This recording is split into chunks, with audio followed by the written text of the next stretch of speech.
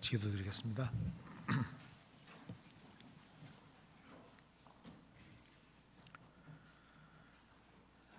저희를 사랑하시는 하나님 아버지 감사합니다. 많은 사람 중에서 저희들을 주의 복음으로 불러주시고 주님의 보배로운 피로 우리 죄를 영원히 용서해 주시고 다시는 심판을 받지 않게 해주신 것을 감사합니다. 이 크신 은혜와 사랑을 저희들이 무엇으로 보답할 수 있겠습니까? 저희들 마음속에 더욱 역사해 주셔서 주님을 중심으로 생을 살 수 있도록 도와주시고 우리를 위해서 죽으시고 부활하신 주님, 우리와 함께 하시는 주님을 의지하며 생을 살 수 있도록 도와주옵소서. 또 주님 오시는 그날까지 우리가 접촉하는 사람들을 주님 품으로 인도할 수 있도록 더욱 역사해 주시고 도와주시옵소서. 이번 금요일부터 있을 축의 수양에 그 준비하는 그 모든 손길에도 함께해 주시고 도와주시옵소서. 이번에도 많은 사람들이 구원함을 얻을 수 있도록 역사해 주옵소서. 오늘 이 시간 우리에게 필요한 말씀을 주시고 하나님의 말씀으로 우리의 마음을 일깨워 주옵소서. 특별히 해외 선교하는 그 모든 선교사님들 가정마다 주님이 지켜주시고 주의 역사를 더욱 나타내 주옵소서. 그리고 주 안에서 신실한 일꾼들이 더 많이 일어나도록 도와주시옵소서. 오늘 모든 시종 함께해 주시고 도와주시기를 간절히 의지하오며 주 예수 그리스도 이름으로 기도하옵나이다. 아멘. 우리 성경 고린도 후서 12장을 찾으시겠습니다. 고린도 후서 12장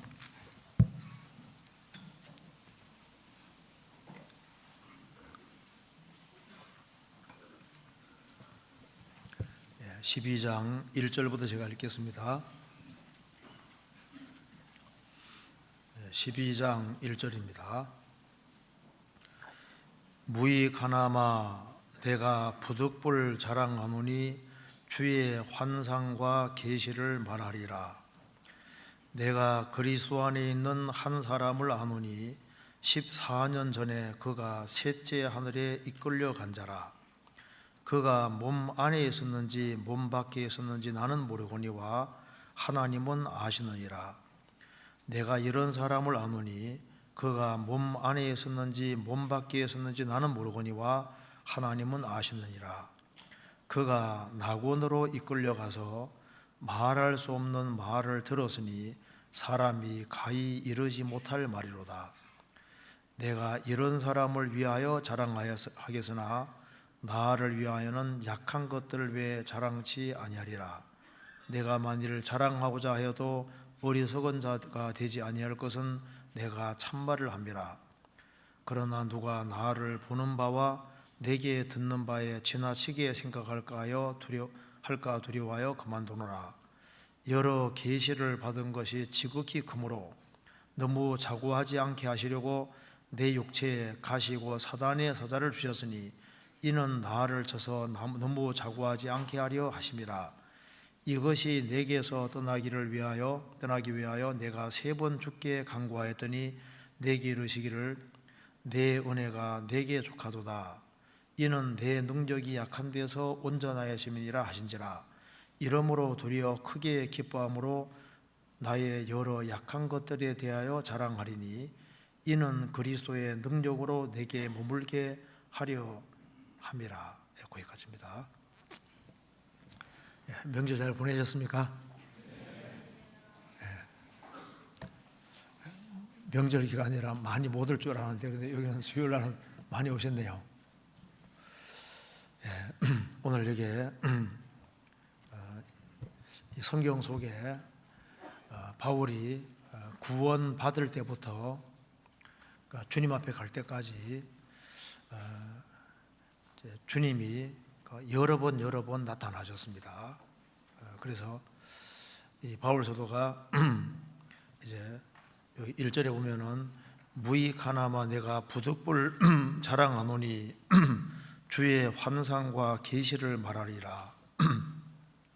여기 주의 환상과 계시를 말한다고 했습니다. 사도행전에 보면은 여러 번 주님이 바울 사도에게 나타나셨습니다. 여기 이제 고린도후서 12장은 이제 바울이 이 고린도후서를 기록하기 14년 전에 있었던 사건을 지금 말하고 있습니다.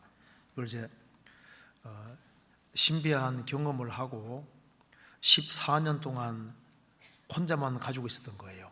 그런데 이제 14년이 지나서 이 이야기를 한 이유는 이제 바울 사도가 하나님의 일꾼이 아니라고 하는 그런 얘기도 있고, 이 거짓 일꾼들에 미혹되어서 자꾸 잘못된 얘기를 들으니까 바울 사도가 자신이 참 일꾼이라고 쭉 얘기를 하면서 이제 이 고린도후서 쓰기 14년 전에 있었던 사건을 이야기하고 있습니다. 여기 12장 1절 잠깐 보시면요, 무익하나마 내가 부득불 자랑하노니, 원래 이 얘기를 하면 안 되지만은 이제 성도들을 붙잡아 주기 위해 이야기한다고 했습니다. 주의 환상과 계시를 말하리라. 그러면서 내가 그리스도 안에 있는 한 사람을 아노니, 자기를 이제 겸손히 제3자처럼 말하고 있는 겁니다. 14년 전에 그가 셋째 하늘에 이끌려 간 자라. 그러니까 이게 고린도서를 기록할 때로부터 해서 14년 전이면은, 계산해 보면은 바울 사도가 이제 1차 선교 여행 하던 중에 루스드라에서 돌에 맞아 죽었을 때가 맞습니다. 계산해 보면 맞거든요. 그러니까 여기 잠깐 적어 찾아봅시다. 사도행전 14장, 루스드라에서 있었던 일을 봅시다. 사도행전 14장 19절입니다. 루스드라에서 있었던 일입니다. 19절에 유대인들이 안디옥과 이고니온에서 와서 무리를 초인하여 돌로 바울을 쳐서 죽은 줄 알고 성 밖에 끌어내치니라.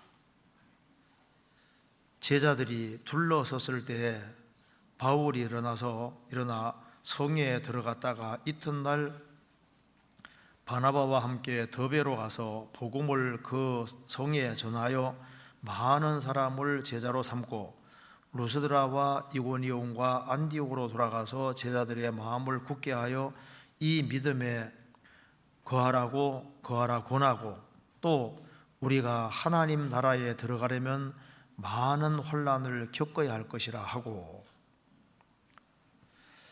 바울이 돌에 맞아 이제 죽게 되는데, 그래서 죽었는데 진짜 죽은 건 하나님 살리셨으니까, 그래서 돌로 바울을 쳐서 죽은 줄로 알고 성 밖에 끌어내치니라. 근데 하나님이 다시 살리셨습니다. 이제 시간대가 오면 대충 이때입니다. 그래서 여기 이제 바울 사도가 돌에 맞아 죽었을 때, 그때 하나님이 셋째 하늘에 바울 사도를 끌어올린 겁니다. 고린도서 다시 봅시다. 1장 12장 봅시다. 12장 2절에 내가 그리스도 안에 있는 한 사람을 아노니 14년 전에 그가 셋째 하늘에 이끌려 간 자라. 그가 몸 안에 있었는지 몸 밖에 있었는지 나는 모르거니와 하나님은 아시느니라. 내가 이런 사람을 아노니 그가 몸 안에 있었는지 몸 밖에 있었는지 나는 모르거니와 하나님은 아시느니라. 그가 낙원으로 이끌려가서 말할 수 없는 말을 들었으니 사람이 가히 이르지 못할 말이로다.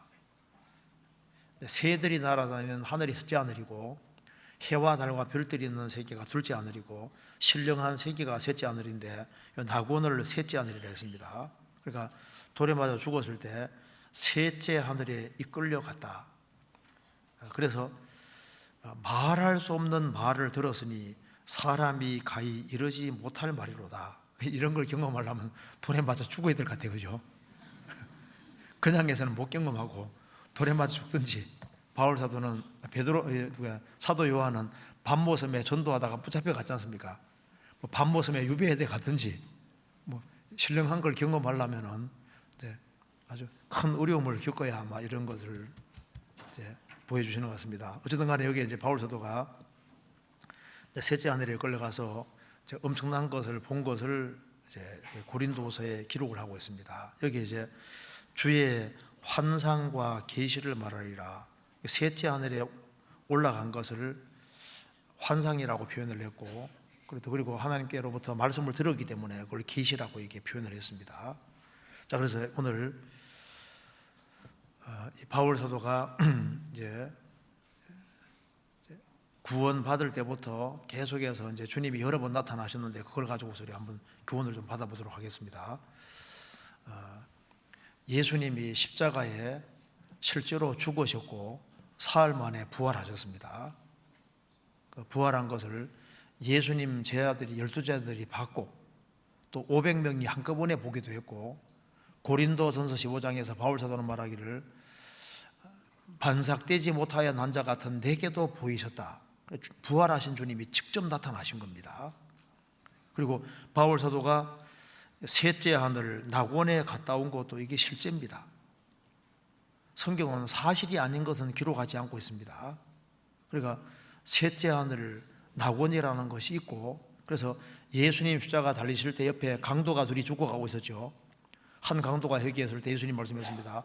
너가 오늘 나와 함께 낙원에 있으리라. 한 강도는 죽는 그날 실제로 낙원에 갔습니다.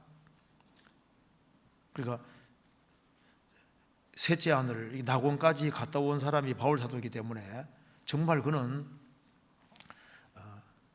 신약 시대 때 아주 가장 열심히 신앙생활한 대표적인 사람입니다. 그래서 그가 신앙생활을 잘한 가장 대표적인 대표에 속하고 예수님의 생애가 정말 재현된 사람이라고 할 수 있습니다. 그래서 아마 신약 시대에 주님 마음을 제일 시원케 한 사람이 있다면 누굴까요? 아마 바울 사도가 맞을 겁니다. 그래서 이 바울 사도에게 주님이 이제 여러 번 나타나셨는데 그걸 통해서 우리가 좀 교훈을 좀 받을 수 있으리라고 생각합니다. 하나씩 한번 생각을 해보겠습니다. 먼저 사도행전 9장 한번 봅시다. 사도행전 9장, 이것이 이제 바울 사도가 예수님을 처음 만났을 때입니다. 사도행전 9장 1절입니다.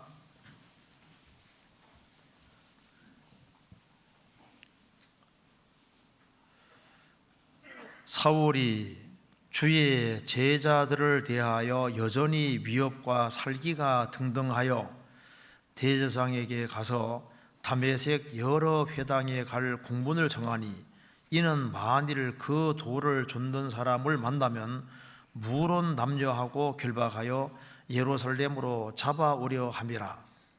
사울이 행하여 다메섹에 가까이 가더니 홀련히 하늘로서 빛이 저를 둘러 비추는지라. 땅에 엎드러져 들으매 소리가 있어 가라사대 사울아 사울아 내가 어찌하여 나를 핍박하느냐 하시거늘 대답하되 주여 니시오니이까 가라사대 나는 내가 핍박하는 예수라. 내가 일어나 성으로 들어가라. 행할 것을 내게 이를 자가 있느니라 하시니 같이 가던 사람들은 소리만 듣고 아무도 보지 못하여 말을 못하고 섰더라. 사울이 땅에서 일어나 눈을 떠서나 아무것도 보지 못하고 사람의 손에 끌려 다메섹으로 들어가서 사흘 동안 보지 못하고 식음을 전폐하니라. 여기 이제 스데반이 이제 돌에 맞아 죽임 당할 때 이 바울 사도도 이제 그 가편 투표했다고 했습니다. 그러니까 그 스데반이 죽임 당하는 걸 아주 당연하다고 생각을 했습니다. 그리고 이제 십자가에 죽은 예수가 그리스도라고 하는 그 사실에 대해서 그건 그 바울 사도 생각에는 있을 수가 없는 일이라고 생각했습니다. 그래서 이건 하나님을 모독하는 사람이라고 생각해서 정말 예수 믿는 사람을 핍박하는 데 제일 앞장섰던 겁니다. 그런데 어째서 바울 사도가 회개하고 구원을 받게 됐을까? 주님이 그냥 갑자기 나타났기 때문에 그가 꼬꾸라지고 회개하고 구원받았을까? 그건 아닐 겁니다. 왜 바울 사도가 회개할 수 있게 됐을까? 사도행전 9장을 봐서는 잘 모를 겁니다. 모르는데 여기 사도행전 22장에는 보면은 해보다 밝은 빛이 비쳤다고 했습니다. 그 사도행전 26장에 왜 바울 사도가 회개하게 되는지 그 이유가 나와 있는데 한번 찾아봅시다. 사도행전 26장 한번 보세요. 사도행전 26장에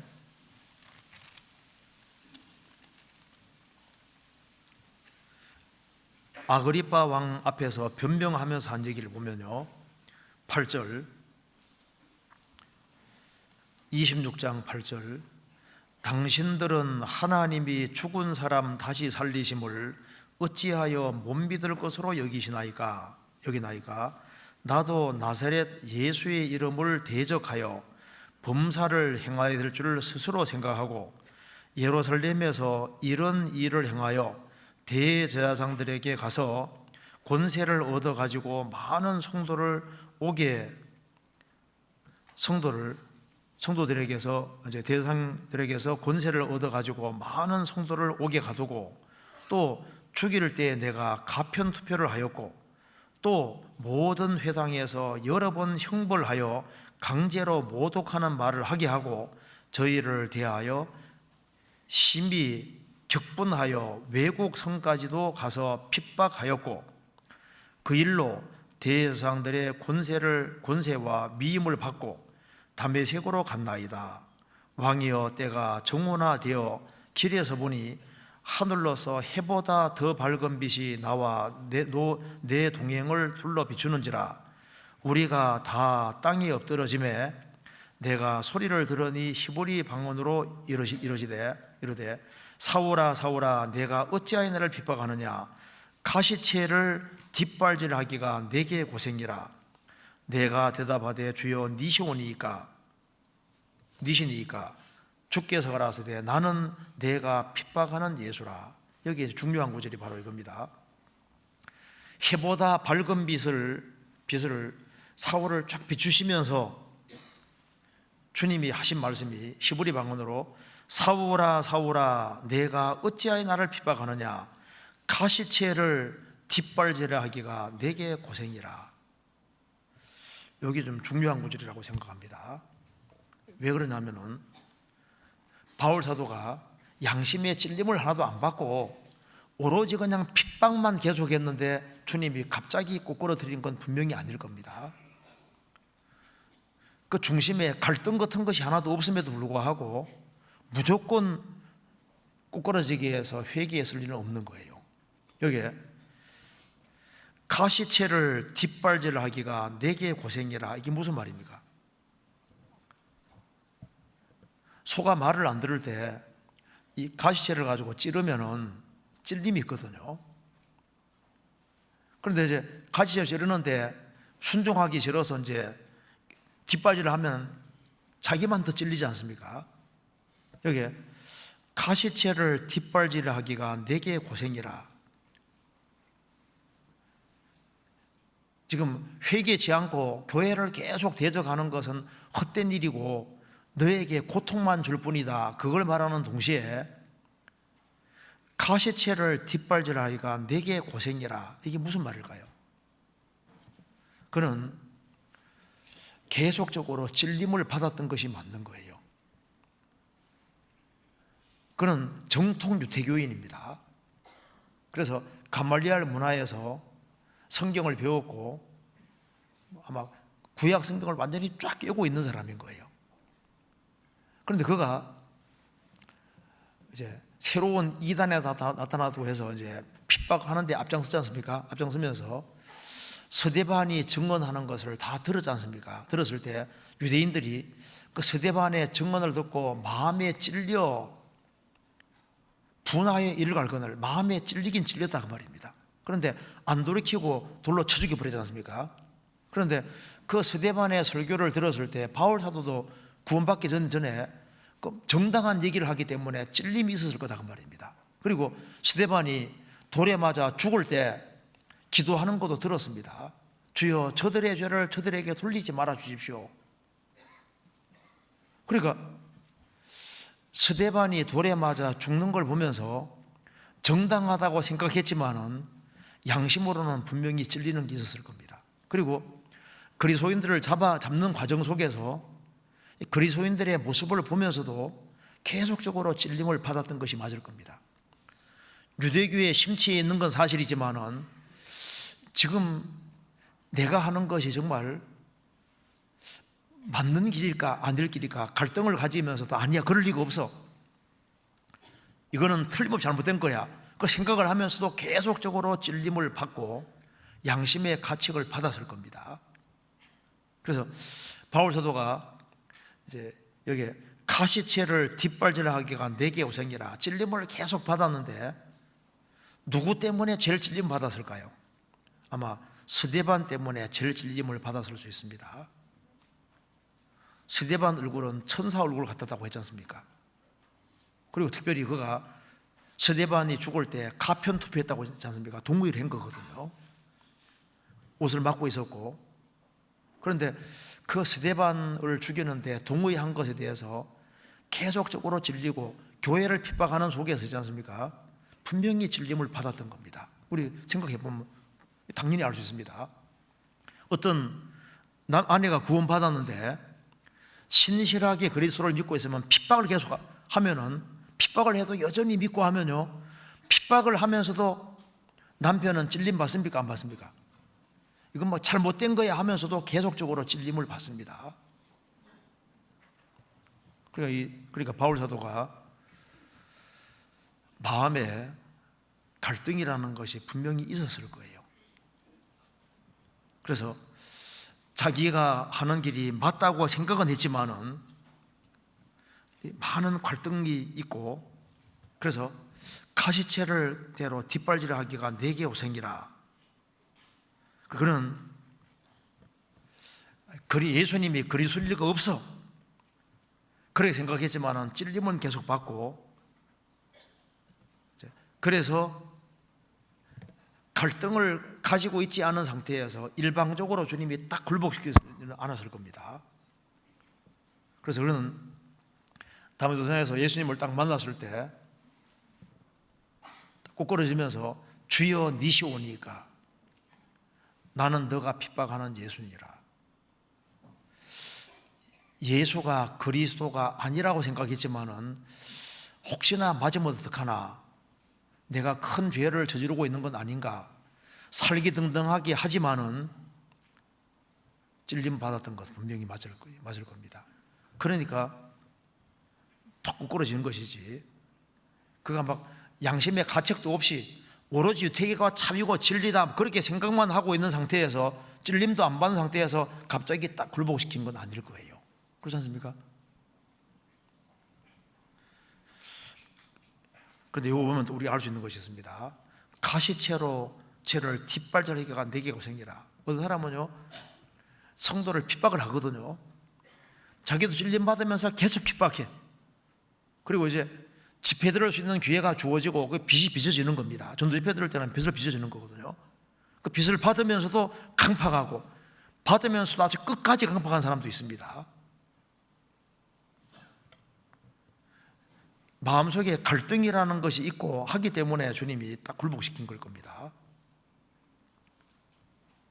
그래서 이 바울 사도는 주님께서 가시체를 뒷발자르기가 내게 고생이라 이 말을 하셨을 때 이유가 분명히 있는 겁니다.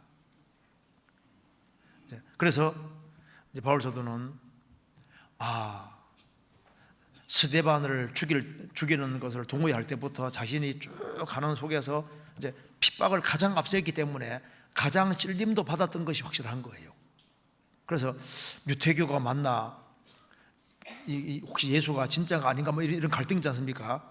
여전히 살기 등등하고 이건 절대 유대교가 오라 그렇게 하면서도 찔림 받으면서도 유대교가 오라 그렇게 하는 상태에서 딱 주님이 굴복시킨 것이 맞을 거다 그 말입니다. 그래서 굴복했으니까 다행이지 어떤 사람은요, 찔림을 받으면서도 끝까지 주님을 등지는 사람이 있습니다. 바울 사도만 가시체가 있는 게 아닌 거예요. 구원 안 받은 사람들 배후에 가시체가 있는 겁니다. 성경 찾아봅시다. 여기에 호세아서 2장을 보시겠습니다. 2장 6절입니다.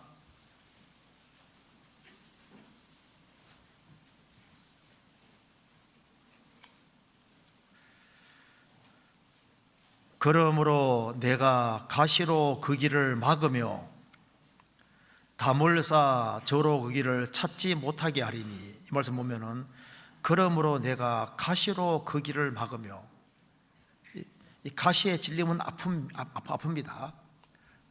사람이 이제 곁길로 가면 하나님이 인생을 사랑하기 때문에 가시를 주셔서 계속 찔리게 만드시는 거예요. 그러니까 하나님이 양심이 찔리도록 해주는 것이, 고통을 주시는 것이 이게 축복인 거예요.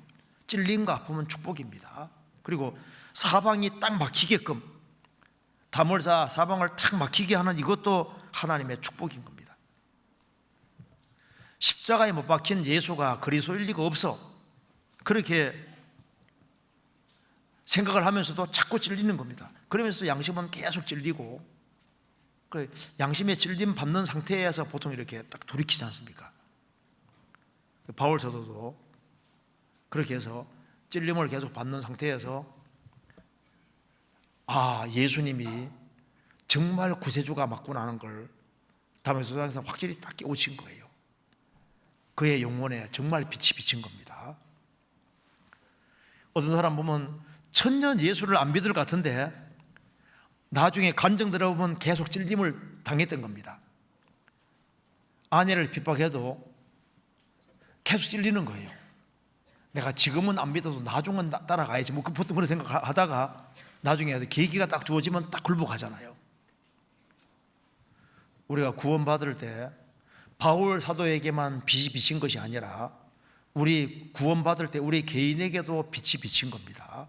고린도후서 찾아봅시다. 4장.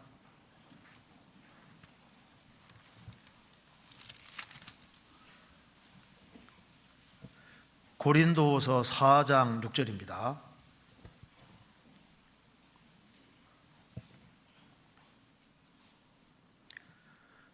어두운 데서 빛이 비치리라 하시던 그 하나님께서 예수 그리스도의 얼굴에 있는 하나님의 영광을 아는 빛을 우리 마음에 비치셨느니라. 창세기 1장에 어두운 데서 빛이 비치리라 하시던 그 하나님께서 예수 그리스도의 얼굴에 있는 하나님의 영광을 아는 빛을 우리 마음에 비치느니라. 지구상에 빛을 비치는 것처럼 우리 영혼 속에 주님의 복음의 빛이 싹 비치신 겁니다. 바울 사도는 다메섹 도상에서 예수님 만나고 난 이후에 자기가 얼마나 큰 죄를 저질렀는지를 정말 깨닫게 된 겁니다. 그리고 제일 찔림받는 것이 뭐냐면 스데반. 내가 스데반 죽이는데 가편투표했다.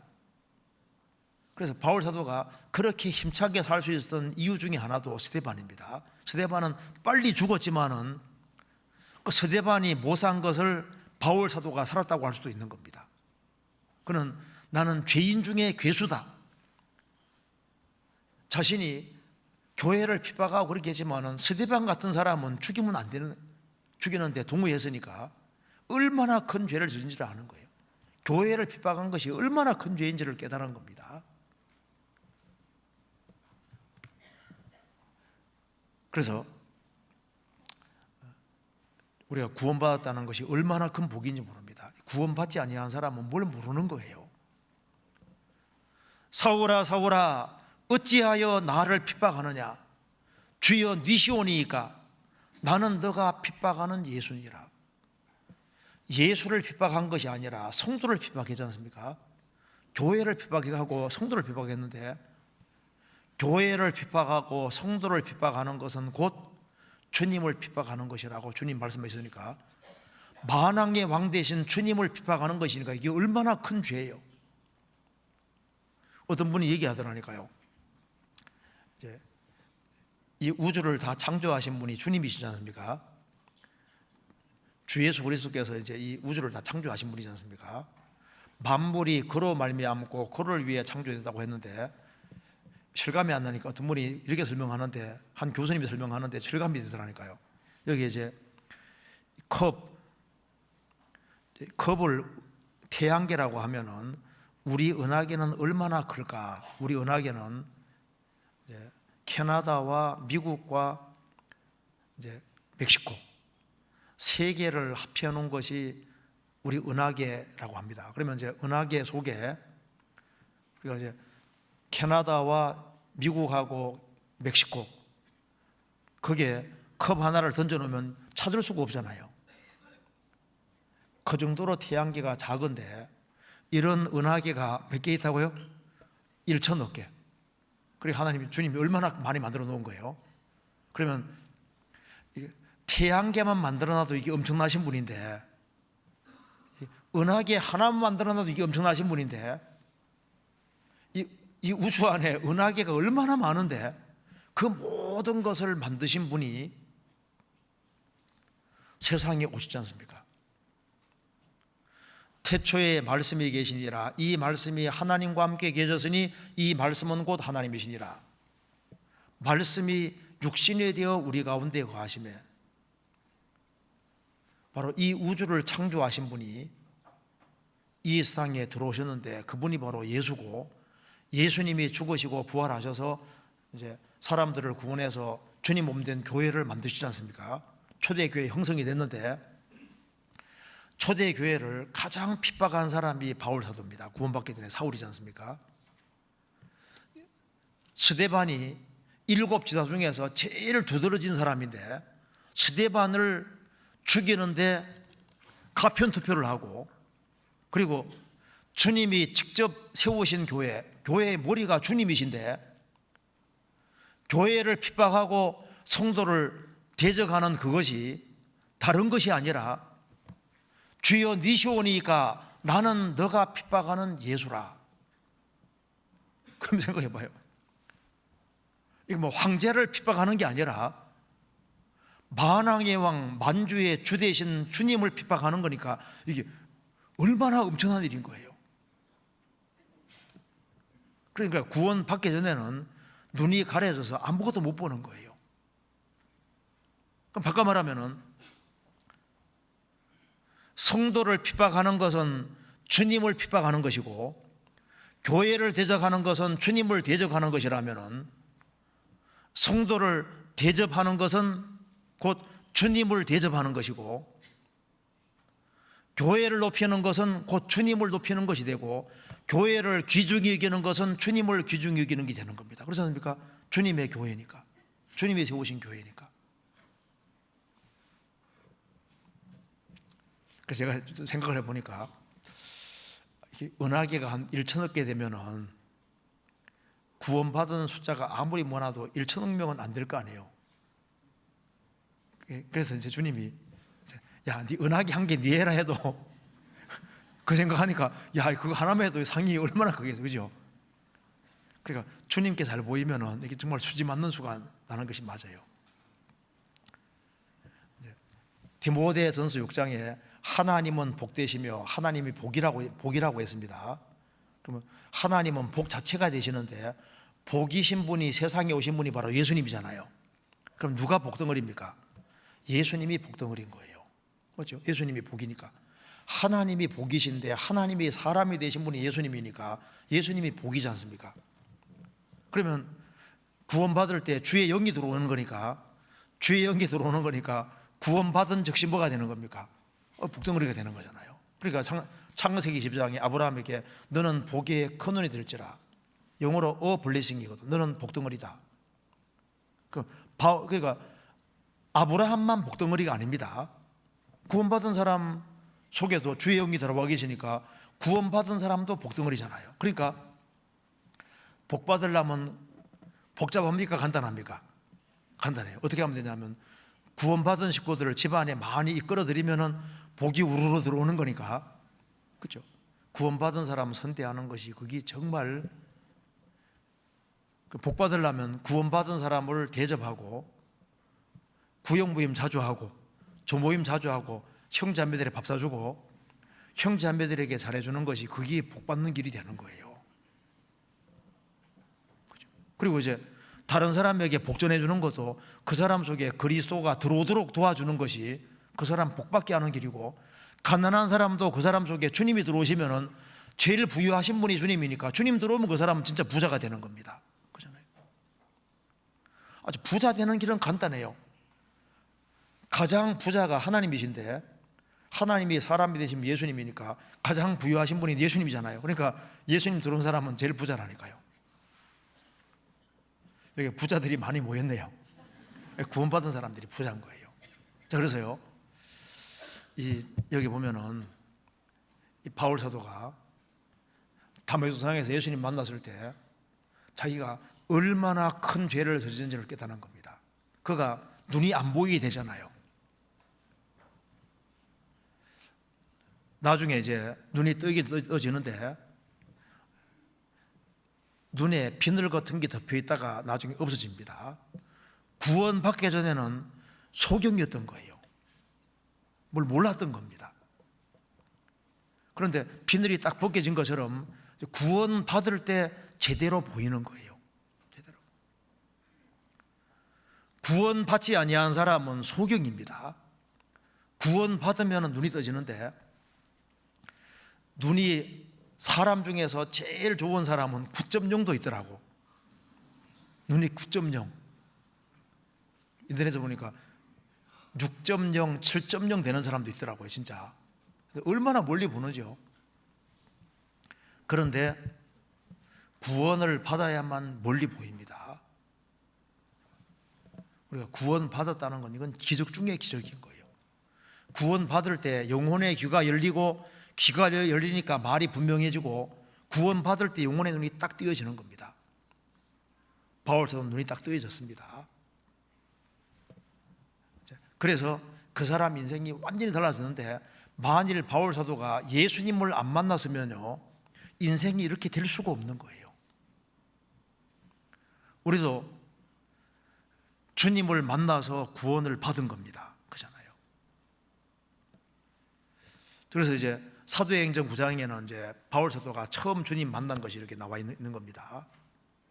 그래서 사도행전 9장에서 주님을 통해서 이제 구원을 확실히 받게 되고, 예수님 메시아가 맞다는 걸 확실히 깨우치게 된 겁니다. 그 다음 찾아봅시다. 여기 사도행전 16장 보세요. 사도행전 16장에 16장 6절에 보시겠습니다. 사도행전 9장은 이해되시죠? 그러니까 이제 바울 사도가 이제 회개하고 구원받게 되는 것이, 그는 뭐 양심의 질림도 없고 막 유대교가 막 100% 막 무조건 옳다 이렇게 생각하는데 딱 굴복시킨 것이 아니고, 그가 분명히 찔림을 계속 받고 있었고 갈등은 느끼고 있었던 것이 분명히 맞기 때문에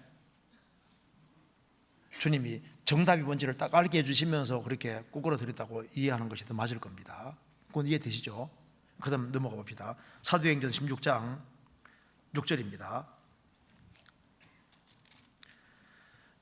성령이 아시아에서 말씀을 전하지 못하게 하시거늘 부르기아와 갈라디아 땅으로 다녀가 무시아 앞에 이르러 비두니아로 가고자 애쓰되 예수의 영이 허락지 아니하는지라. 무시아를 지나 드로아로 내려갔는데 밤에 환상이 바울에게 보이니 마케도냐 사람 하나가 서서 그에게 청하여 가로되 마케도냐로 건너와서 우리를 도우라 하거늘, 바울이 이 환상을 본 후에 우리가 곧 마케도냐로 떠나기를 힘쓰니 이는 하나님이 저 사람들에게 복음을 전하라고 우리를 부르신 줄로 인정하미로라. 바울 사도가 이제 전도하는 과정에서 아시아에서 말씀을 전하지 못하게 하시거늘, 그래서 부르기아와 갈라디아 땅으로 다녀가 무시아 앞에 이르러 비두니아로 가고자 하는데, 비두니아가 무시아 북쪽입니다. 그래서 비두니아로 가려고 하는데 예수의 영이 허락지 아니한지라. 왜 허락지 않았을까요? 그 이유는 먼저 찾는 사람들이 있었던 겁니다. 먼저. 그래서 이제 9절에 보면은 밤에 환상이 바울에게 보이니 하나님 보이게 해주신 겁니다. 마케도냐 사람 하나가 서서 그에게 청하여 가로되 마케도냐로 건너와서 우리를 도우라 하거늘. 여기 동쪽으로 가려고 했는데, 바울 사도는 동쪽으로 가려고 했는데 동쪽보다 서쪽에 있는 사람들이 먼저 갈망하고 있었던 겁니다. 그래서 마케도냐 사람들이 서서, 이게 누워서가 아니죠, 서서 그에게 청하여, 서서 청하여라고 했습니다. 그래서 가로되 마케도냐로 건너와서 우리를 도우라. 도우라는 말이 헬라어에는 울음소리를 듣고 달려가다, 그런 뜻이 들어있답니다. 그러니까 여기 이제 아주 절실한 거예요. 아주 급히 도움을 구하는 겁니다. 영혼의 탄식이 있고 이제 동쪽으로 가려고 하는데 서쪽에 있는 사람이 너무 급한 거예요. 마케도냐 서쪽에서 막 진리를 막 찾는 사람들이 있는 겁니다. 그러니까 이제 동쪽으로 가려고 하는데 성령께서 동쪽 말고 이쪽에는 갈망하는 사람들이 많으니 일로 먼저 가고 이렇게 길을 이렇게 반대로 서쪽으로 가게 하지 않습니까? 이거 보면은 하나님이 누구에게 우선권 주시는지 볼 수 있잖아요. 찾는 사람 쪽으로 가게 하시는 겁니다. 찾는 사람. 그러니까 여기 예수의 영이 허락지 않으셨다. 그리고 마케도냐로 가게끔 유도해서 서쪽으로 주님 가게 만드시잖아요. 이건 우리가 알 수 있습니다. 지금도 성령이 지금도 계십니다. 계시고 성령께서 구원받은 사람들을 움직여서 전도할 때도 찾는 사람 쪽으로 이렇게 가끔 유도하시는 거예요. 그러니까 이스라엘 백성들을 낮에는 구름기둥, 밤에는 불기둥으로 인도한 것처럼 성령께서 지금도 인도하심이 있는 겁니다.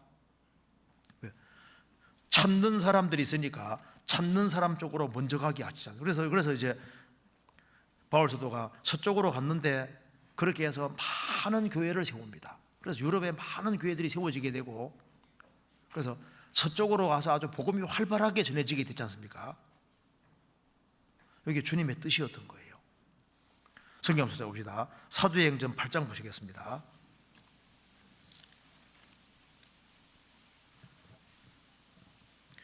8장 26절.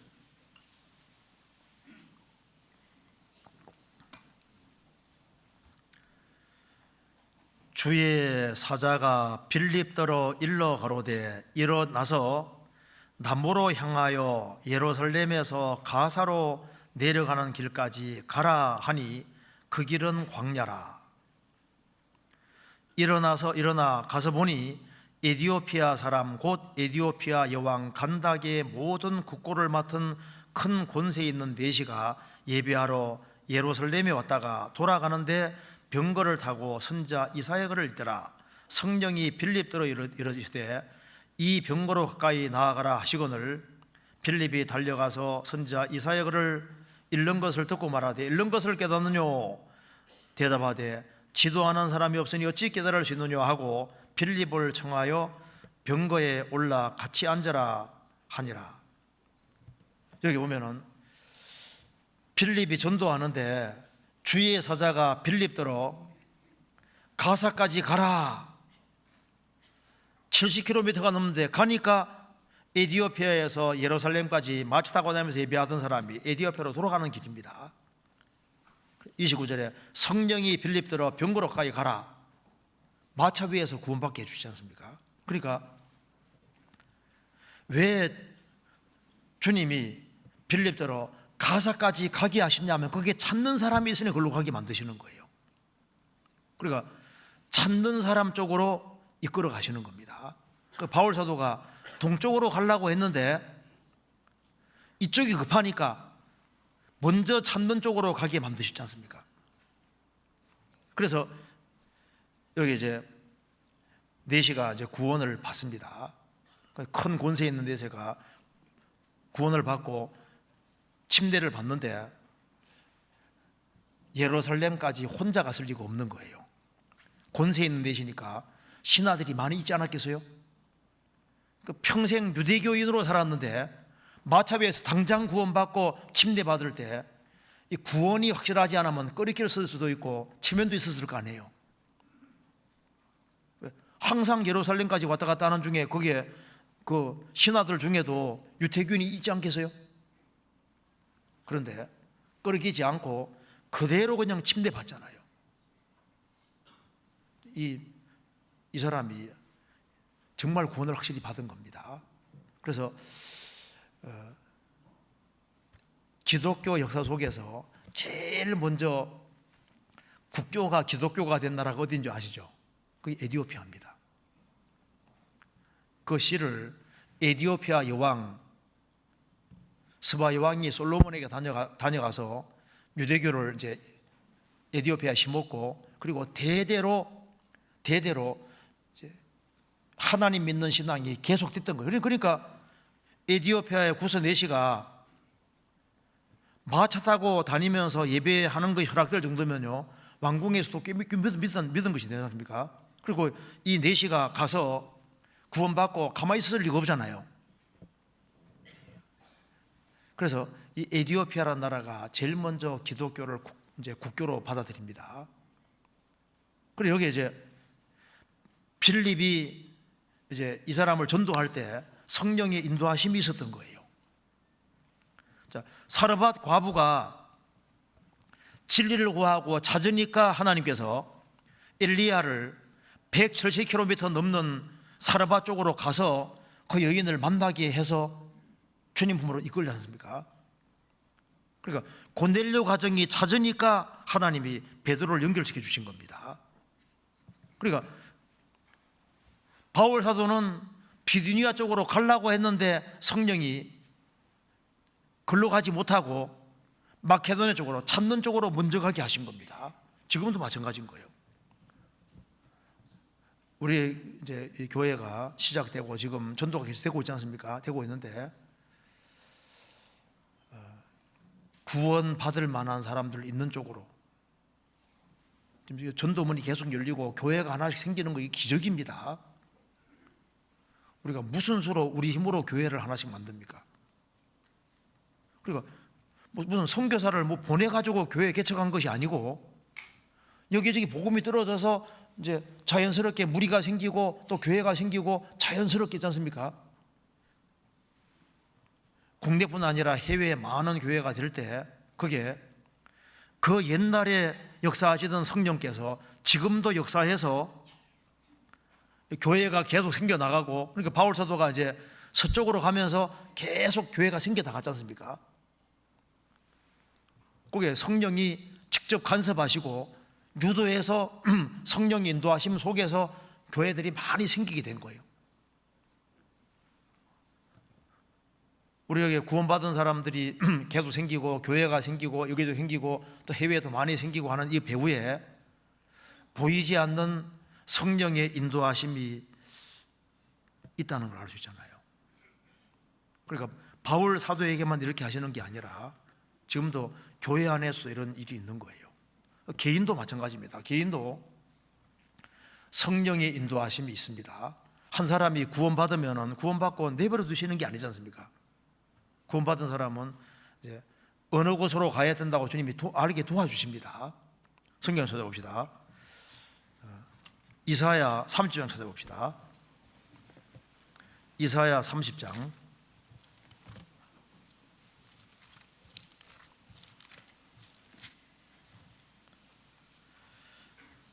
30장 8절입니다.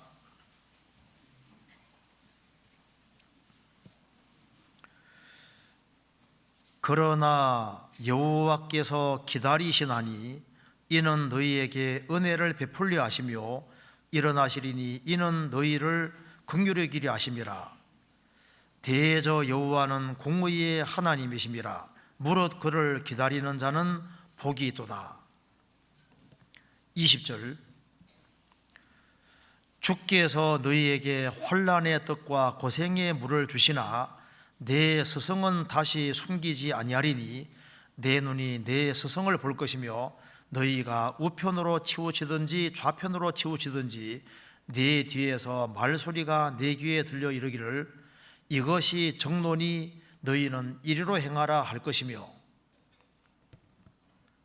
하나님을 기다리는 사람, 하나님의 뜻을 기다리는 사람은 하나님께서 이것이 정론이 이리로 행하라 인도하심이 틀림없이 있습니다. 여호와를 경외하는 자 누구뇨? 그 택할 길을 저에게 가르치리로다. 여호와를 경외하는 사람은 택할 길을 가르쳐 주시는 거예요. 시편 25편 찾아보시겠습니다. 시편 25편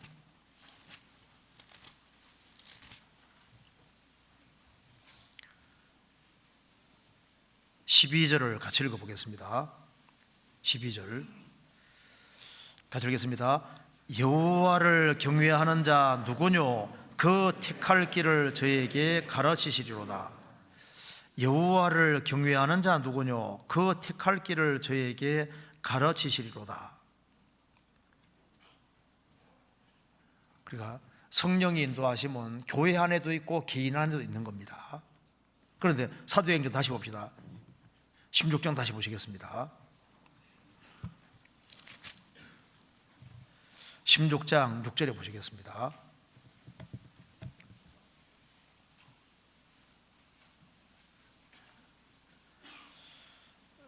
성령이 아시아에서 말씀을 전하지 못하게 하시거늘 부르기아와 갈라디아 땅으로 다녀가 무시아 피르러 비두니아로 가고자 했으되 예수의 영이 허락지 않은지라. 여기 아시아라는 것이 비두니아도 그 당시 아시아입니다. 그러니까 비두니아 쪽으로 가지 못하게 하시고 먼저 서쪽으로 가게 하셨는데, 또 넓게 보면은 또 이것도 참 놀라운 거예요. 넓게 보면은 복음이 서쪽으로 먼저 갔지 않습니까? 그래서 하나님께서 바울 사도에게 너 동쪽으로 계속 전진해서 동쪽으로 계속 먼저 전하라 이렇게 했으면요 좋을 것 같은데 서쪽으로 먼저 가게 했지 않습니까? 그런데 이것이 서쪽으로 먼저 가게 하는 것이 실제로 맞습니다. 왜 그러냐면은 그 인도의 아소카 왕이라는 왕이 기원전 찾아보니까 268년에서 기원전 232년에 살았는데, 이 아소카 왕이 그 인도 전역을 이제 이게 불교 국가로 만든 겁니다. 그리고 이 사람이 열심히 대단해서 이제 유럽 쪽으로 불교를 전파하려고 노력을 많이 했는데 유럽 사람은 안 받아들이는 거예요. 그래서 방향을 바꾸어서 아시아 쪽으로 이렇게 했는데 아시아 쪽 사람들은 잘 받아들여서, 그래서 이제 예수님이 오시고 사도들이 전도할 당시에는요 아시아 쪽에는 불교가 크게 퍼져 있었습니다. 그러니까 서쪽에는 이제 진리를 구하고 찾는 사람이 굉장히 많았기 때문에 일단은 주님께서 서쪽에는 찾는 사람이 많으니까 서쪽으로 먼저 가게 해서 이렇게 해서 이제 나중에 이쪽으로는 복음이 나중에 들어오지 않습니까? 이것을 보면은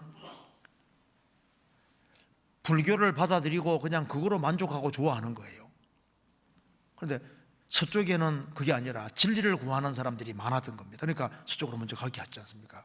이거 보면은 그 성령의 인도하심이 있고, 또 한국에도 적절할 때 복음이 들어와서 참 우리가 이제 구원받은 거 정말 생각하면 기적 중에 기적입니다. 우리는 뭐 주님이 뭐 다른 거 안 주셔도 구원받은 거 하나만 있으면요 그거는 뭐 충분하다고 생각이 듭니다. 저는 그렇게 생각하거든요. 내가 고생하고 살더라도 나 구원받은 거 하나만 난 충분하다. 어쩌다가 내가 이 구원을 받게 됐을까? 내가 신라시대에 태어났으면 어떻게 될 뻔했어요? 고려시대에 태어났으면 생각하면 끔찍하거든요. 하필이면 이 시대에 태어나서 복음을 깨우치고 구원을 받게 된다 생각하면요 이거 진짜 기적 중에 기적인 거예요. 구원받은 사람이 왜 욕심이 그렇게 많은지 모르겠습니다. 구원받은 거 하나면 족하지. 구원을 실제로 받았으면 천국 가는 게 맞잖아요. 그리고 신앙생활 잘하면 주님이 거기에 대해 충분히 보상해 주는 것도 확실하고, 뭐 성경대로 될 것이 확실한데, 신구약 성경은 유언이니까 하나님이 이만큼 해주겠다고 했으니까 이만큼 해주겠다면 그걸로 충분하지 않아요?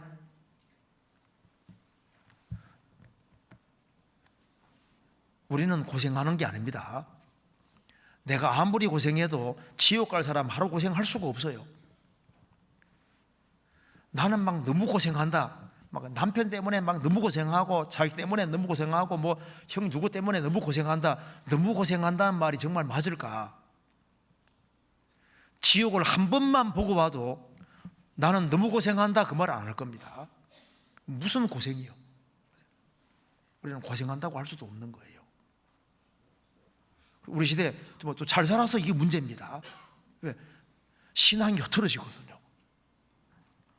그러니까 라오디게아 성도들은 나는 부자라 부유하여 부족한 것이 없다고 하는데, 주님은 너는 가난한 자라고 말씀하지 않습니까?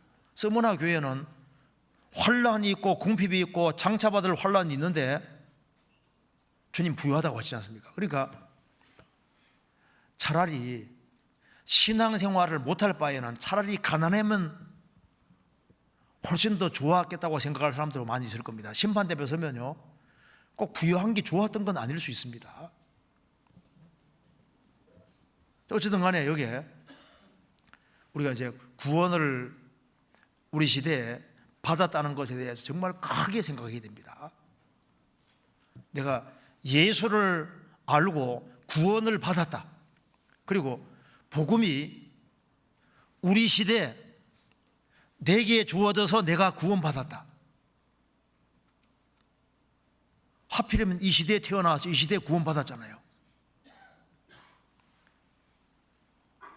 그러니까 이건 기적인 거예요, 기적. 복음은 의무가 아니라 은혜입니다, 은혜. 초대교회 당시에 유럽으로 복음 전해질 때 한국에 안 왔거든요. 돌고 돌아서 우리 시대에 우리 앞에까지 왔다는 게 얼마나 큰 축복인 거예요. 그렇잖아요. 그리고 이게 그다음에 사도행전 18장 찾아봅시다. 사도행전 18장에 5절에 보시겠습니다.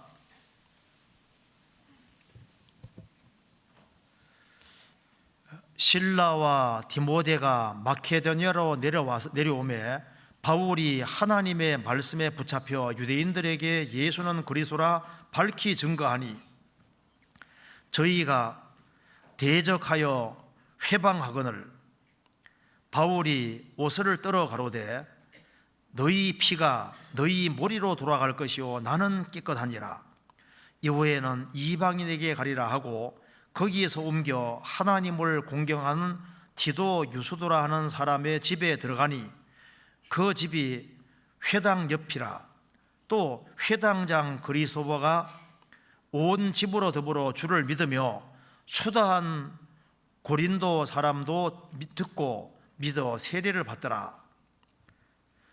밤에 주께서 환상 가운데서 바울에게 말씀하시되 두려워하지 말며 잠잠하지 말고 말하라.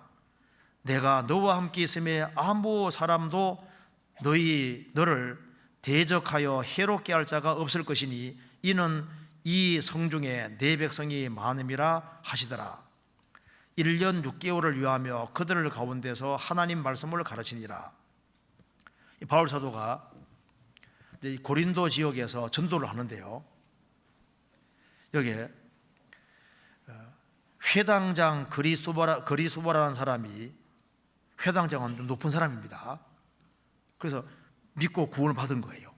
그래서 회당장 그리스도가 온 집으로 더불어 주를 믿으며 수다한 고린도 사람들도 믿고 세례를 받더라. 그런데 이때 주님이 나타나셨습니다. 밤에 주께서 환상 가운데서 바울에게 말씀하시되 두려워하지 말며 잠잠하지 말고 말하라. 왜 이렇게 말했을까요? 분명히 두려운 상황이 많이 생겼던 겁니다. 그러니까 주님이 서쪽으로 가래 서쪽에서 역사가 나타나면서 반대 세력도 아주 많았던 겁니다. 그런데 주님께서 많은 사람들이 회방하고 비방하는데 주님께서 밤에 환상 중에 나타나셔서 바울아 두려워하지 말며 두려워하지 말아라. 그리고 잠잠하지 말고 말하라. 내가 너와 함께 있음에 아무 사람도 너를 대적하여 해롭게 할 자가 없을 것이니 이는 이 성중에 내 백성이 많음이라 하시더라. 그래서 고린도 교회는 아주 큰 교회가 됩니다. 어느 지역에 구원받는 사람이 특별히 많은 지역들이 있는 거예요. 그래서 여기 바울 사도에게 주님 말씀하시기를 두려워하지 말아라. 그리고 잠잠하지 말고 말하라. 너무 두려우면 잠잠하고 싶은데 잠잠하지 말고 말하라. 왜냐하면 이 성중에 내 백성이 많음이니라. 우리가 전도하는데 사실 제일 장애물이 뭘까요? 말을 못해서 문제일까요? 두려움 때문일까요? 전도하는데 사실 제일 장애물은 두려움입니다. 그죠? 사람에 대한 두려움이 전도하는데 제일 장애물이 되는데 우리 시대에 그리스도인들이 너무 신사적입니다. 너무 젠틀해요. 젠틀맨은 전도 잘 못합니다. 그러니까 담대하지 아니하면은 사람들에게 말하는 걸 두려워하면은 전도 못합니다. 이게 잠잠하면 전도 못하는 거예요. 그래서 여기 두려워하지 말고 잠잠하지 말고 말하라. 우리가 자주 접촉하는 사람은 우리가 말을 해야 될 대상입니다. 잠잠하지 말고 말하라. 우리 두려워하는 거 많죠. 거미 보면 무섭죠. 밖에 보려면 무섭죠. 이제 무서워하는 건 이제 고공공복전도 있고 이제 사람이 두려워하는 것이 많이 있는데 나폴레옹이 제일 무서워했던 게 뭔지 아시죠? 면도할 때 누가 자기 목 베지 않을까? 적과 내통해서. 그러니까 이제 이발사를 제일 무서워했다 그러잖아요. 수영 꺾을 때 목 베갈까 봐. 두려움은 누구든지 있습니다. 그런데 우리가 전도하는 데 있어서 사람을 두려워하면 전도 못합니다. 여기 주님께서 말씀한 것 중에 내 백성이 많으니까 잠잠하지 말고 말하라. 근데 제가 이거 보면요, 이거 우리 시대에 우리에게 하는 말씀이라고 생각이 듭니다. 잠잠하면은 이게 죄가 될 수 있는 거예요. 우리가 입만 벌리면은 그 사람이 구원받을 수도 있는데, 성경 열왕기서에 보면은 문둥병자 4사람이 성은 막 줄여서 막 사람까지 잡아먹는 상황입니다. 그래서 항복하러 갔지 않습니까? 항복하러 갔는데 보니까 저기 다 도망가 버린 거예요. 그래서 잔뜩 먹고 잔뜩 감췄습니다. 그래도 너무나도 먹을 것이 많이 남아 있으니까 이쪽에서는 굶어 죽어가고 있으니까 우리 소위가 선치 않다. 우리가 만일 이 좋은 날 잠잠하면은 하나님이 우리에게 벌을 내리실 것이다. 그렇게 해서 가서 좋은 소식을 알려주지 않습니까? 여기는 굶어 죽어 있는데 여기는 음식이 많아요. 그럼 그걸 잠잠하지 않고 알려주는 것이 그게 잘하는 겁니다. 이 복음을 듣기만 하면 구원받는데 잠잠하면은 이게 죄가 될 수 있는 거예요. 에서더가 왕비가 됐는데 이제 이스라엘 백성들이 죽을 상황입니다. 그때 내가 만일 잠잠하면은 우리 민족은 다른 데로 구원받겠지만은 너와 네 집은 망할 것이다. 너가 왕비가 된 것이 이때인지 어떻게 아느냐? 우리를 구원하신 것은 적어도 우리가 자주 접촉하는 사람들은 우리의 전도 대상이 맞습니다. 왜? 그 사람이 찾고 있는지도 모르는 거예요. 그러니까 잠잠하지 말고 말하라. 우리 시대는 그리스도인들이 너무 점잖습니다. 너무 점잖해요. 약 선전하는 사람도 그렇게 아주 막 강렬하게 선전하는데, 우리 그리스도인들이 정답을 가지고 있는데 좀 과감하게 적극적으로 얘기를 하면은 구원받을 만한 사람들이 많이 있다는 말이 맞습니다. 우리가 교회만 왔다 갔다 하고 입 딱 다물고 있고 그건 합당하지 않습니다. 아직까지 이 성중에 내 백성이 많음이니라. 근데 이 사람이 어떻게 구원되냐면 입을 벌려야지 구원되는 거예요. 그렇잖아요. 그래서 우리도 누군가가 우리를 전도했기 때문에 구원받은 겁니다. 그렇잖아요. 그리고 그 다음에 이제 이게 사도행전 22장 보면은 참 여기에 좀 마음이 와닿는 게 있습니다. 한번 찾아보시겠습니다. 사도행전 22장에 보면은 주님이 이제 22장 17절에 보시겠습니다.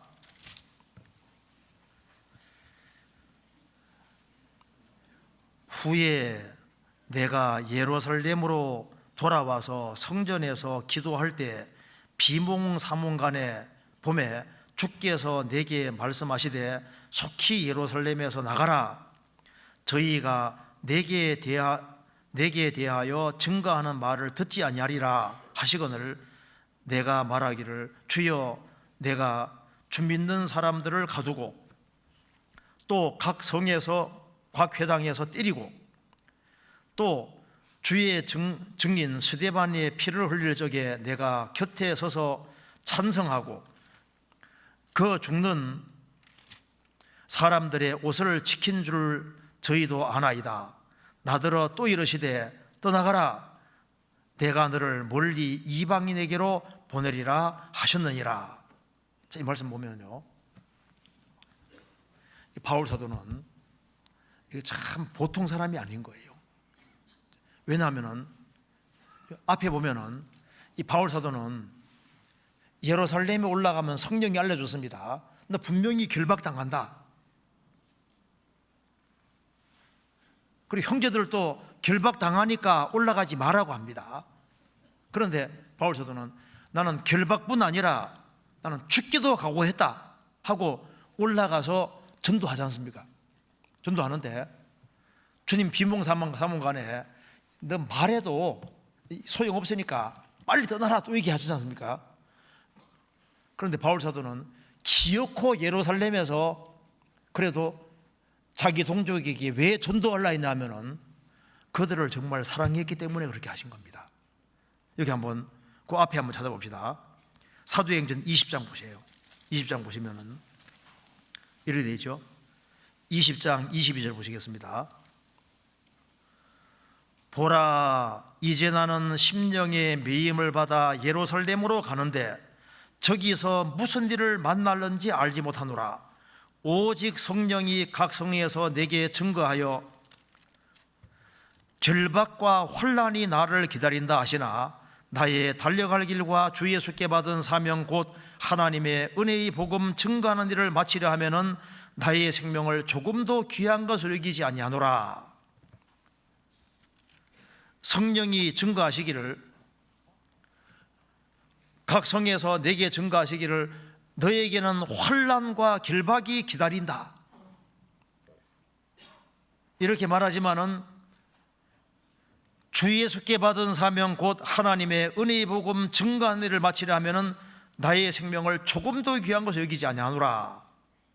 그리고 그 뒤에 봅시다. 21장 10절에 보시겠습니다.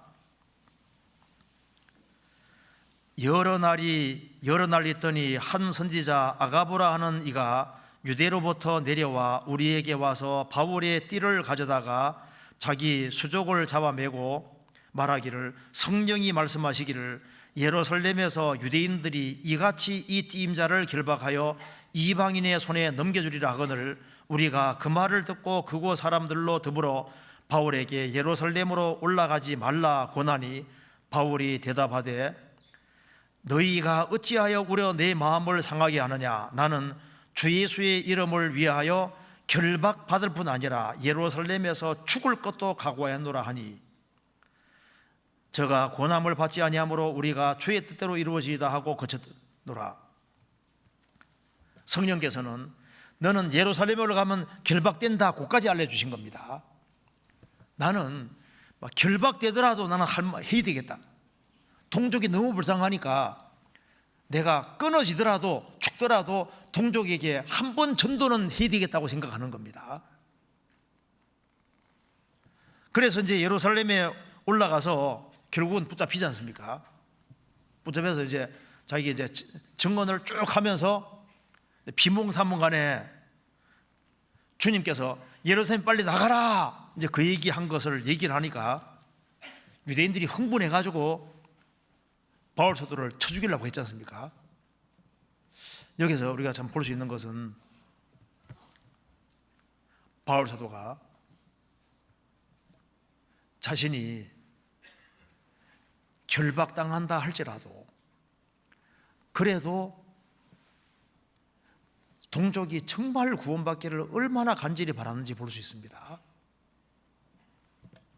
보통 사람 같으면요, 결박당한다 하면 일단 피할 거 아니에요. 나는 결박당하는 것뿐 아니라 내가 죽더라도 동족에게 한번 전도해야 되겠다. 이거 보면은 바울 사도가 얼마나 백성들을 여기 자기 동족을 사랑한지를 볼 수 있습니다. 자기 동족이 구원받지 못하기 때문에 너무너무 안타까워하면서 이방인들은 구원을 잘 받는데 자기 동족이 구원받으니까 예루살렘이 또 가장 중심이니까 예루살렘에서 한번 예수님은 정말 구세주가 맞고 유대인들이 기다리는 메시아가 맞다는 걸 한번 제대로 한번 얘기를 해서 돌이키게 하려고 했습니다. 그것이 불발이 되긴 됐지만은 그래도 주님이 그 마음을 굉장히 기뻐하시던 것이 맞습니다.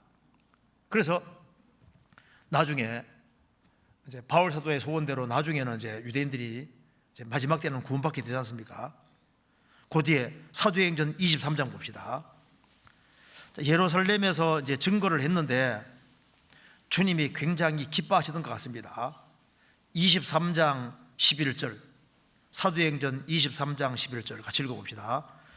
그날 밤에 주께서 바울 곁에 서서 이르시되 담대하라, 내가 예루살렘에서 나의 일을 증거한 것 같이 로마에서도 증거하여야 하리라 하시니라. 바울 사도가 예루살렘에 전도하러 가서 결박당하고 그리고 많은 어려움을 겪었지만 그래도 한번 유대인들에게 아주 큰 소리치고 한번 쫙 얘기를 한 겁니다. 주님이 그렇게 하고 싶었던 것 같아요. 예루살렘 가면은 결박당한다, 그걸 듣고도 기어코 예루살렘에 가서 전도를 하려고 하는 그 마음이 누구 마음일까요? 주님 마음인 겁니다. 주님이 그렇게 하기를 원하셨는데 바울 사도는 그 주님 마음을 그대로 담아서 그렇게 한 겁니다. 예수님이 얼마나 그렇게 안 듣더라도 얘기를 해보고 싶었을까요? 주님이 너무너무 기뻐하신 거예요. 그래서 그날 밤에 주께서 바울 곁에 서서 이르시되 담대하라, 내가 예루살렘에서 나의 일을 증거한 것 같이. 잘했다는 겁니다. 내가 하고 싶은 걸 너가 했다는 겁니다. 주님을 위해서 결박당할 뿐 아니라 그건 아무것도 아니라고 생각하고 아주 담대하게 증언했는데 주님이 너무너무 기뻐하신 겁니다. 그래서 담대하라, 내가 예루살렘에서 나의 일을 증거한같이 로마에서도 증거하여라 하시니라. 이 말대로 바울 사도는 결국은 로마까지 가게 됩니다. 그는 참 용감했습니다. 지금도 우리 시대에 그리스도인들에게 원하시는 것이 뭘까요? 지금도 담대하라. 과거부터 전도해 왔으면은 지금은 과거보다 훨씬 더 강팍해졌습니다. 지금은 그전보다 더 담대하게 전도하지 아니하면은 전도되기 어렵습니다. 그래서 로마에서도 증가하리라. 담대하라. 주님이 나타나서 이렇게 말씀했을 때 바울 사도 마음에 얼마나 큰 위로가 됐을까요? 바울 사도는 이제 주님 만나고서 전도하는 과정에서 계속적으로 주님의 격려를 받고 있지 않습니까? 주님이 배후에서 계속 깨닫게 도와주시고 힘을 주고 있습니다. 그것처럼 지금도 주님은 구원받은 사람 배후에서 용기를 주고 격려를 주고 있는 거예요. 그런데 여기에 주님 말씀에 순종해 살아가니까 주님이 배후에서 격려해 주시고 신앙적으로 여러 가지를 체험하게 만들어 주시는 겁니다. 그래서 편안하게 살아가는 사람은 주님을 잘 못 느껴요.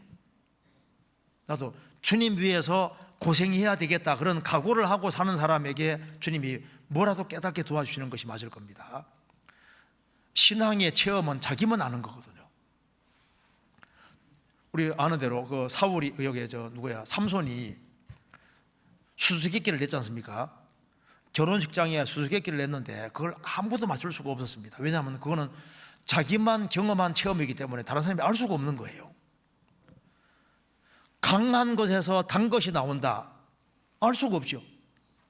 그런데 삼손은 사자와 싸워서 이긴 경험이 있고 사자가 죽고 죽은 그곳에서 꿀이 나왔지 않습니까? 그러니까 강한 것에서 단 것이 나오고 먹는 자에게서 먹는 것이 나왔다. 그건 자기 체험이기 때문에 그 수수께끼는 그 경험한 사람만 알 수 있는 거예요. 그리고 구원도 구원받은 사람만 자기가 알지 않습니까? 다른 사람은 구원받을 때도 구원이 뭐야 모른다니까요. 구원받고 난 이후에도 주님의 도우심을 경험하는 사람은 자기만 아는 거예요. 그리고 그냥 편안하게 살아가는 사람은요, 주님이 내 가까이 있는지 없는지 느낄 수가 없는 거예요. 그래서 편안하게 살더라도 오히려 고난을 자처하고 좀 더 고생되는 길을 택하고 또 더 수고하는 길을 택하고 내가 남보다는 더 고생하자, 남보다는 더 수고하자, 남보다 더 봉사하자, 헌금하더라도 내가 좀 더 열심히 하자. 그래서 뭔가 더 희생하고 더 수고하는 이제 그런 것이 있는 속에서 결박된다 그러면 다른 사람은 안 가는데 결박되는 것뿐 아니라 난 더 이상도 하겠다, 그런 것이 있을 때 주님이 기뻐하시잖아요. 나는 이 정도만 하면 돼서 이렇게 생각하는 것은 합당하지 않습니다. 우리는 너무 편안한 시대입니다. 그래서 거리가 뭐 멀고 하는데 옛날 사람 생각하면 옛날 사람들은 이해를 못할 겁니다. 우리 시대의 신앙생활을 잘 못하고 주님 앞에 가면 혼날 거예요. 야, 우리 시대만큼 신앙생활 잘할 수 있는 시대가 어디 있어요? 자동차도 있고 많이 가지고 있잖아요. 아니면 끼어올 수도 있고 뭐 방법은 많이 있거든요. 신앙생활을 잘하려고 마음먹으면 얼마든지 잘할 수 있는 시대가 우리 시대입니다. 그런데 우리 시대에 열정이 너무 적어지고 있습니다. 그래서 제가 성경 보면서도요, 삼겹줄은 쉽게 안 끊어진다 그랬는데 이건 삼겹줄 가지고도 지금 안 되겠다. 삼겹줄이 아니라 사겹줄, 오겹줄, 육겹줄, 십겹줄 왜 좀 신앙생활 좀 잘하려면 잡아당기는 줄이 너무 많아가지고 이쪽에서는 막 더 잡아당기는 줄을 더 많이 만들지 않냐 하면은 딸려가게 생긴 거예요. 신앙에 불이 붙으려 하면은 세상으로 가버리거든요. 좀 불이 붙으려 하면 식어버리고. 그러니까 이게 삼겹줄이 아니라 줄이 더 많지 않냐 하면은 끌려가기가 쉬운 시대니까. 그래서 예수님이 인자가 올 때 세상에서 믿음 보겠느냐, 그게 남의 얘기가 아니다. 열천지 보면은 10명의 처녀들이 다 졸며 잘세, 5명은 구원받은 처녀들도 졸며 잤다고 돼 있잖아요. 우리 시대에 정신 바짝 안 차리면은 자기도 모르게 자기가 신앙의 잠을 자고 있으면서도 모를 수 있다니까요. 교회는 왔다 갔다 하는데 신앙의 잠을 자면은 자기 할 일이 뭔지를 모르거든요. 사도행전 27장 보시겠습니다. 27장 23절에 보시겠습니다.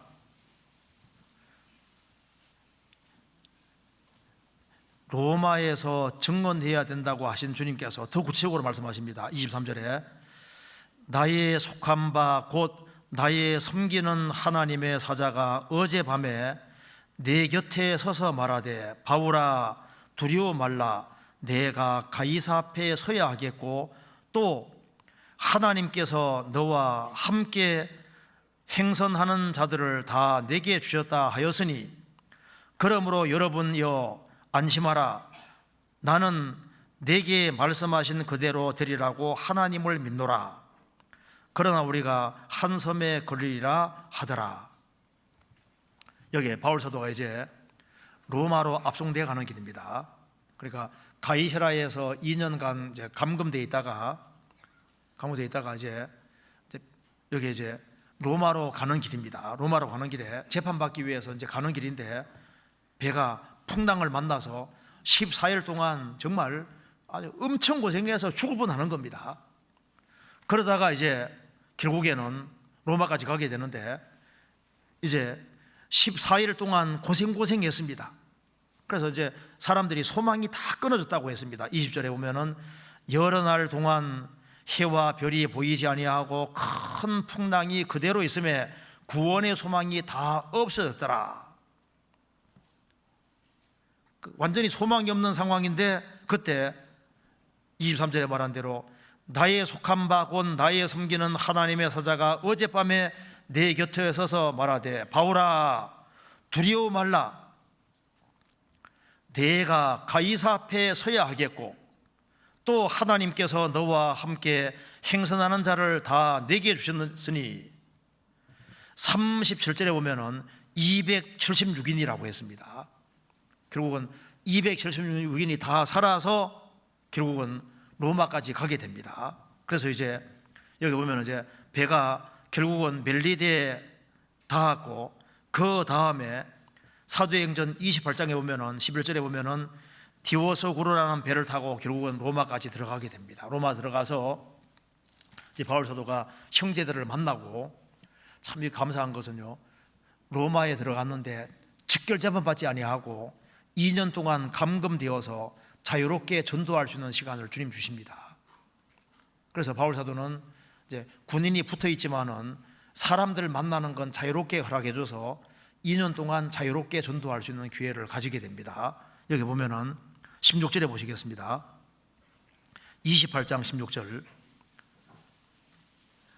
우리가 로마에 들어가니 바울은 자기를 지키는 한 군사와 함께 따로 있게 허락하더라. 그래서 바울 사도는 자기를 지키는 군사가 있지만은 셋집에 유하면서 2년 동안 전도할 수 있는 기회가 주어집니다.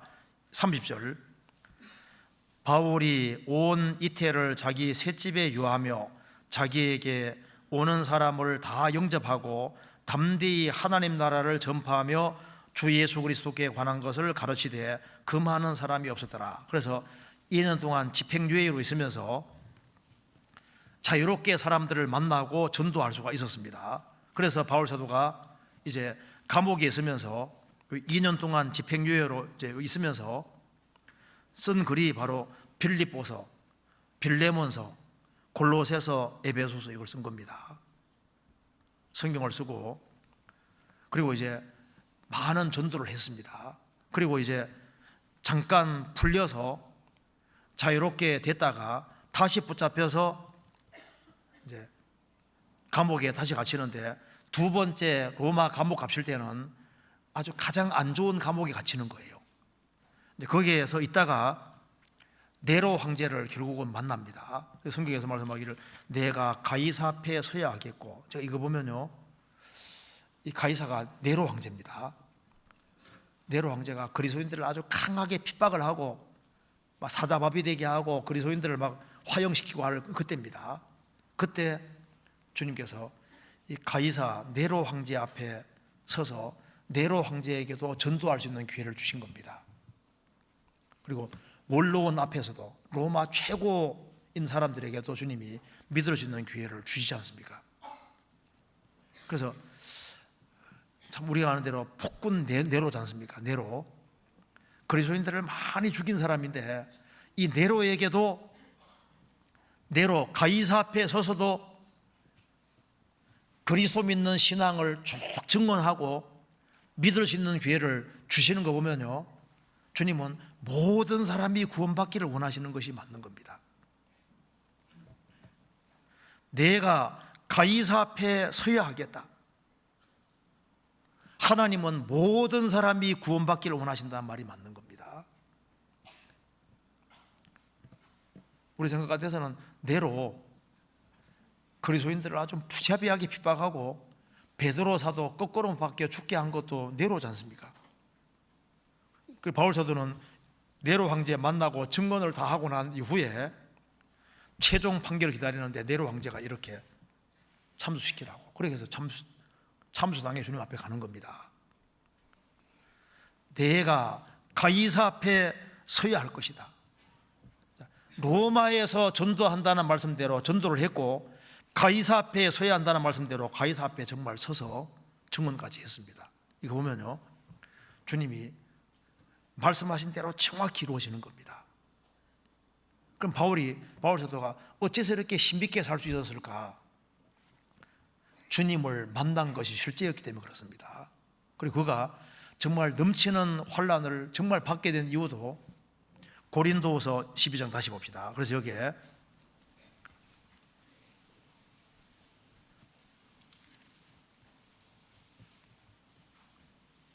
4절에 보시겠습니다. 그가 낙원으로 이끌려가서 말할 수 없는 말을 들었으니 사람이 가이르지 못할 말이로다. 이는 낙원까지 갔다 온 사람입니다. 돌에 맞아 죽었을 때 낙원까지 갔다 왔으니까 천국을 보고 온 거지 않습니까? 낙원을 보고 온 거잖아요. 어떤 분이 생각할 겁니다. 야, 나도 낙원 한번 갔다 오면 내가 신앙생활 잘할 텐데. 근데 우리는 갔다 온 거나 마찬가지입니다. 왜? 성경에 정확히 기록되어 있잖아요. 자, 우리 좀 생각해 보겠습니다. 모세 오경만 있어도 신앙생활 잘했잖아요. 그렇죠? 계시가 충분하지 않을 때도 신앙생활 잘했습니다. 아브라함이 하나님 말씀 듣고 나올 때는 뭐 성경이 기록이 안 돼 있었지 않습니까? 성경이 없어도 신앙생활 잘했거든요. 그리고 다윗 당시에는 모세오경밖에 없잖아요. 모세오경만 가지고 신앙생활 잘했고, 초대교회 당시에는 구약성경밖에 없어서 신앙생활 잘했는데, 우리는 구약뿐 아니라 신약까지 다 있고, 보면 뭐 정답이 뭐 너무 확실하게 돼 있는데, 천국이 어떤 곳인지도 성경에 설명이 자세히 나와 있지 않습니까? 그러니까 이런 성경책을 가지고도 야, 우리가 정말 신앙생활 잘 못했다.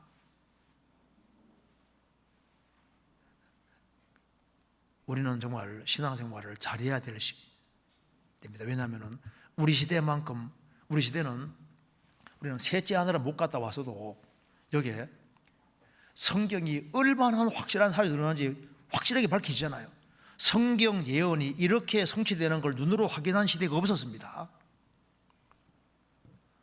우리는 이스라엘이 회복되기 전 시대 사람도 신앙생활 잘했는데, 우리는 이스라엘이 회복되는 것도 봤고 성경의 마지막 징조를 한꺼번에 다 본 시대가 우리 시대인데, 이렇게 확실한 증거가 있는 이 시대에 셋째 하늘 갔다 온 것만 이게 놀라운 게 아니라 성경 예언 성취를 다 보는 거, 이거 정말 놀라운 겁니다. 666 표 받는 거 이런 것만 생각해도 이런 시대가 없었잖아요.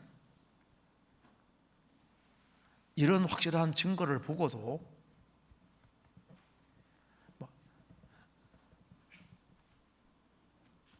성경에 나와 있는 내용들이 너무나도 명백히 다 밝혀지는 이 시대에 우리는 신앙생활을 잘할 책임이 있습니다. 왜냐하면 더 많은 계시가 주어진 만큼 더 많은 책임이라는 게 있는 겁니다.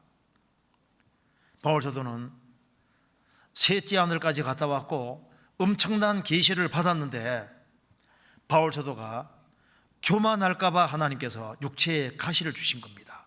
7절에. 7절에 보면은 여러 계시를 받은 것이 지극히 크므로 너무 자고하지 않게 하시려고 내 육체에 가시 곧 사단의 사자를 주셨으니 이는 나를 쳐서 너무 자고하지 않게 하렵니다. 교만하면은 주님이 쓰지 못하시니까 육체에 가시를 주신 겁니다. 우리에게도 여러 가지로 가시들이 있습니다. 어떤 사람에게는 남편이 가시고, 어떤 사람은 아내가 가시고, 어떤 사람은 자식이 가시고, 어떤 사람은 몸이 약한 것이 가시고, 어떤 사람은 못생긴 것이 가시일 수도 있고, 뭐 여러 가지 가시들이 있을 수 있습니다. 그런데 그게 다 우리 마음을 낮추기 위한 겁니다. 예수님 부활이 실제입니다. 바울 사도가 이렇게 예수님을 만났고, 또 예수님이 이제 그 생애 속에서 직접 여러 가지를 말씀해 준 것이 이게 실제인 거, 실제.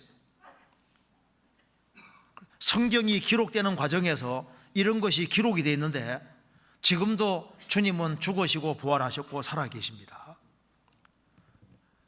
2000년 전에 죽으시고 부활하신 주님께서 지금도 그대로 살아계시고, 회개하고 복음을 정말 믿을 때 주의 영이 내 속에 실제로 들어왔지 않습니까? 이게 실제입니다.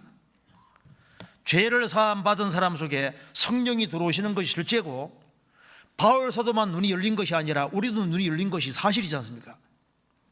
그리고 성령의 인도하심이 있는 것처럼 교회 안에서도 성령의 인도하심이 실제로 있고 개인에게도 성령의 인도하심이 있는 거예요.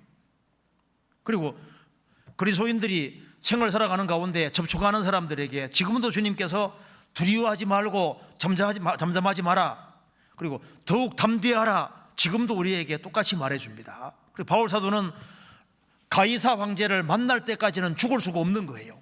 그 코스가 정해져 있는 것처럼 우리 개개인에도 코스가 있습니다. 구원받은 그날부터 주님 앞에 갈 때까지 우리가 각자 걸어가야 될 코스가 분명히 있는 거예요.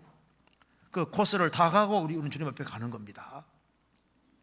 우리 각자에게도 맡겨진 사명이 있는 겁니다. 그리고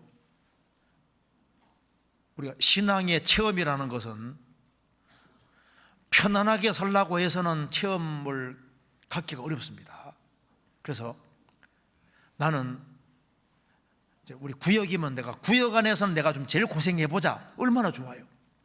내가 교구 안에서는 내가 제일 고생해보자. 내가 해외 갔을 때 어떤 분은요, 나는 모르겠고 이 나라에서는 내가 최고 주님 앞에 사랑받는 자녀가 되고 싶다, 그런 욕망이 좋잖아요.